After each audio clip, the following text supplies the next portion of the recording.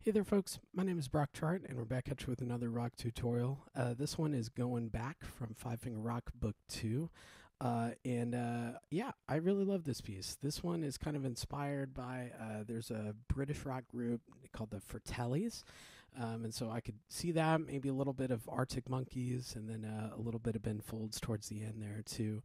And so this one, your left hand is kind of doing kind of our pulse a little bit. And while your right hand is doing the melody line or maybe what the singer would be doing. And so let's start with your left hand. So you're going to be doing an E major chord on E, G sharp, B. And we do have pedal on this one. And we're kind of going down with that pinky there to a C sharp minor. And then this F sharp major. So we're practicing some of those inversions, but and then it's kind of the same progression in measure 9. And so a lot of times I will, you can practice this with just doing a whole note for each. 1, 2, 3, switch. 1, 2, 3, switch. 1, 2, 3, switch. 1, 2, 3, switch. So, and a lot of times I like to do that, even though that's different rhythms and different values than what the music says. I think that it could be valuable just to kind of make your practice whatever you need, and so it doesn't necessarily have to be like one-to-one with the music. If you're just starting out on this tune and just kind of want some more practice with like the mechanics and like where your fingers go in this, it's totally fine. Don't be afraid to make whatever practice exercise you need. So I like to just do one bar for each and just do them as a block chord.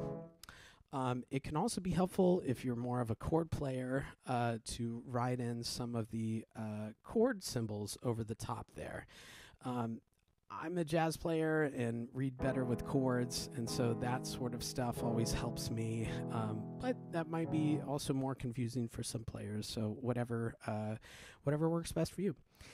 Your right hand is going to be also in an E position with that third finger on that black key here on G sharp. And notice that we do have swing eighth notes in this. And so we're wanting that right hand to sound just very effortless and carefree, and almost like lazy a little bit.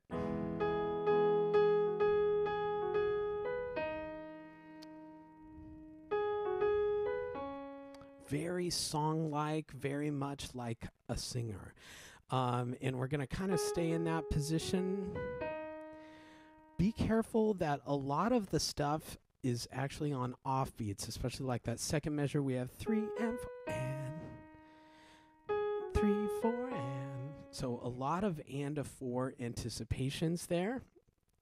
Tied over and a 4s, so just be careful about that. There's almost never something on beat 1. Oh, it's almost always like a tied over thing, so just be careful and cautious about that. And then your right hand's going to go down just a step in measure 6, where your 2 is on C sharp. 3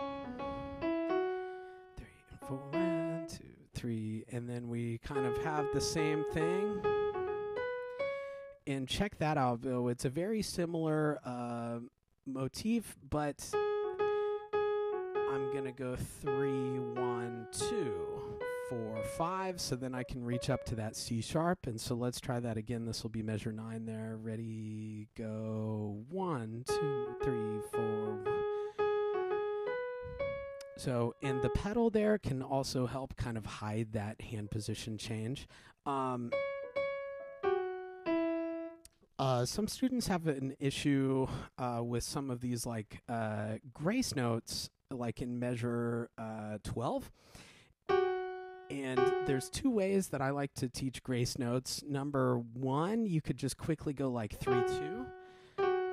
Or the second way is you could play both of them at the same time and then lift up on the first note. So play them at the same time and then lift up on the G. So they sound pretty much the same, honestly. So whichever feels best and more comfortable, more natural for your hand, go for it. Just as long as we're consistent about it. And you can practice that. And, when you're learning this for the first time, or just, kind of learning it, trying to get it under your fingers, I would maybe try it without the grace note. Remember that the grace note is like, it's an ornament, and it's not the most important thing. I think the most important thing is getting good time and for it to feel good. That's how the melody should be without the grace note. 1, 2, and 3, and 4, and 2. And so once we get that feeling good, then you can add the grace note. It's important. I think people put too much emphasis on those grace notes. And sometimes like the bigger phrase or the most important thing, it draws it's not as together. And so we want the main thing to feel good before adding the ornament. So, Christmas trees have ornaments. The decorations are there to decorate the tree. The tree isn't there to decorate the decorations, right, or the ornaments. So it should enhance the tree. It should support whatever the important thing is. And so just be aware of that. You might get it sounding good without the grace note before you put it in. And so let me play this a little bit for you. And I always like to share on some of these videos, like every once in a while I'll hear like a little, lyric or phrase or something like that kind of inspired the name of the tune. This one I have a little bit more for, and so I'll play that and sing it a little bit for you. But I always encourage students, feel free to make up your own lyrics and sing along with it, or you can finish my lyrics. So just include me in some of the royalties. Going back to a place where it all began. We were more than friends. I knew your name. Going back to a place with new beginnings and bad decisions. There's no one here, and everyone knows you're not around.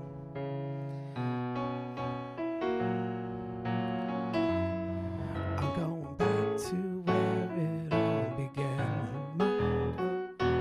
More than friends. Oh, and that's pretty much all the lyrics that I have. But yeah, so I always think it's nice to, include some of the lyrics there, as, a lot of these pop and rock tunes are meant, to be sung. And it can kind of help with some of your phrasing as well when you do it. So second page, it's very similar to what we've seen. So we have another grace note there. It's kind of in the exact same spot, actually, like in measure 16, going into 17. We have this, something that I like to bring out there is there's this kind of almost a little bit of counterpoint happening between the hands, right in measure like 20 and 21. And so I like to bring out that left hand F sharp going to the E, and you can kind of hear that. It almost sounds like two voices there.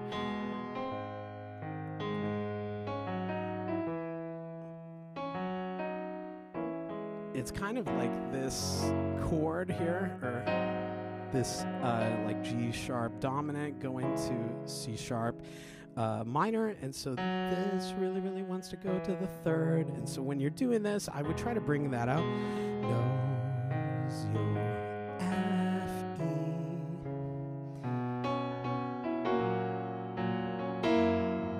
And then this is the really fun part of the tune. Gets really bouncy, and this is kind of where I hear like a little bit of like maybe bend folds here and there, and notice that every single one of those left hand has one of those accents that we've talked about before. They're called a marcato. Jazzers might call them house tops, and so it's short but it's fat, and so we're not wanting like staccato, way too short. We're wanting a little bit more length.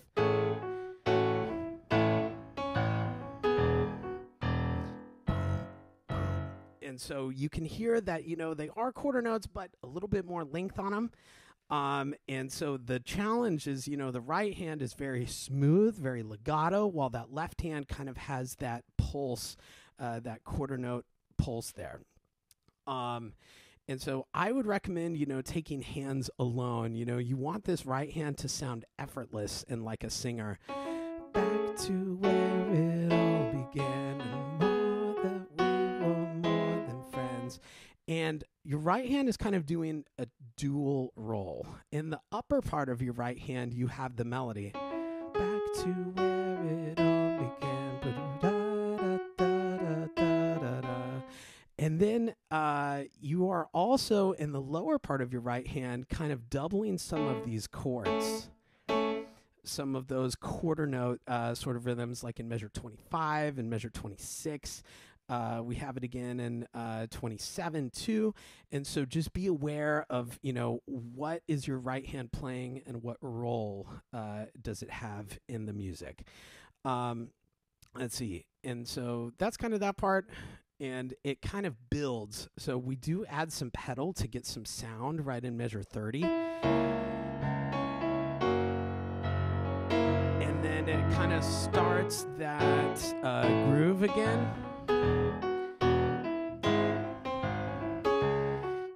Add pedal here.